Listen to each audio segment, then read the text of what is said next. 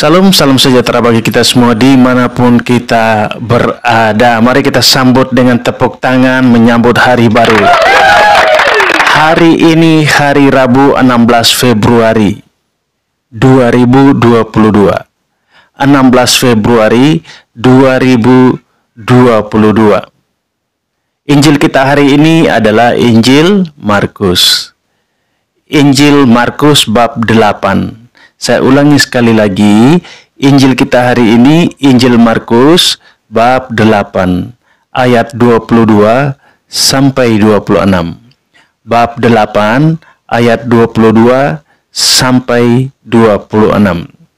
Saya ucapkan banyak terima kasih buat bapak-bapak, ibu-ibu yang sudah membacanya pada hari ini. Tuhan memberkati kita semua. Ada satu pertanyaan saya mau bertanya buat diri saya sendiri.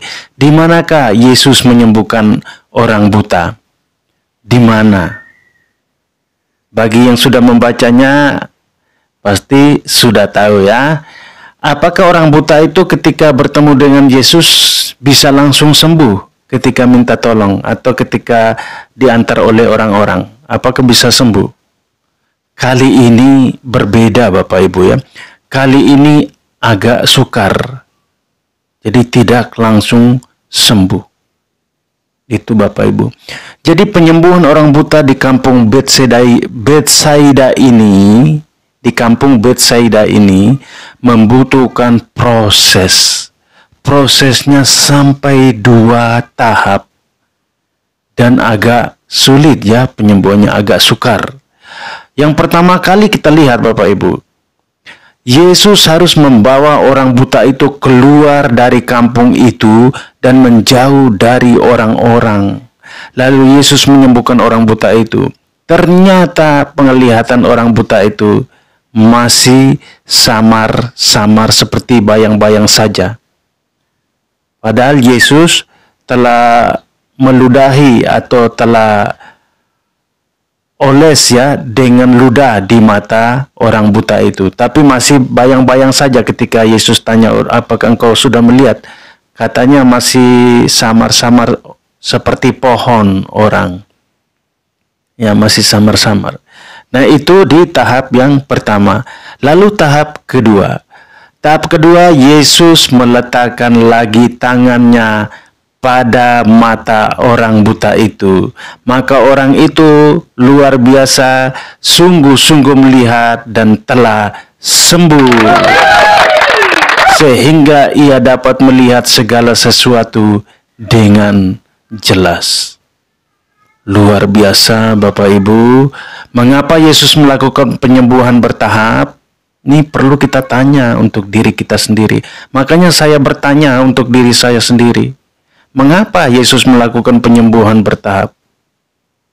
Tapi ini menurut saya ya Bapak Ibu, menurut saya sendiri, permenungan saya hari ini, sebenarnya ada tujuan. Tujuan Yesus menurut saya adalah ingin menolong pertumbuhan iman orang buta itu. Ya, ingin menolong pertumbuhan iman orang yang buta itu, baik secara fisik, ya secara fisik, maupun secara rohani, ya fisik dan rohaninya, memerlukan proses. Jadi bukan ketika orang datang mengantar orang buta itu ke Yesus, lalu Yesus jamah langsung sembuh. Wah, enak betul ya. Jadi harus proses. Proses Yesus harus memanggilnya, dia harus berduaan dengan Yesus. Berarti punya hubungan dekat dengan Yesus dulu. Yesus bawa dia sampai ke luar ya, ke kampung. Dan di situ Yesus melakukan penyembuhan. Yesus membutuhkan ketenangan juga. Nah, Yesus tidak mau dilihat oleh banyak orang. Bahkan Yesus melarang jangan masuk kampung itu atau jangan memberitahukan kepada orang lain. Itu luar biasa. Jadi ada proses ya. Perlu proses. Perlu waktu juga ya. Perlu waktu. Waktu untuk berusaha ya.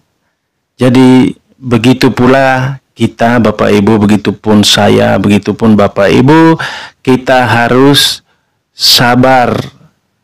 Doa kita harus melalui proses, butuh waktu, ya, berusaha sehingga doa kita bisa dijawab oleh Tuhan kita Yesus Kristus. Baik, ini merupakan murni renungan pribadi saya, Bapak Ibu. Ini benar-benar sharing pribadi saya. Jadi saya tidak copot dari sana sini. Ini menurut pikiran saya, channel pribadi saya untuk diri saya sendiri. Mohon maaf kalau ada salah kata, salah penyebutan, atau ada yang salah, mohon maaf sebesar-besarnya.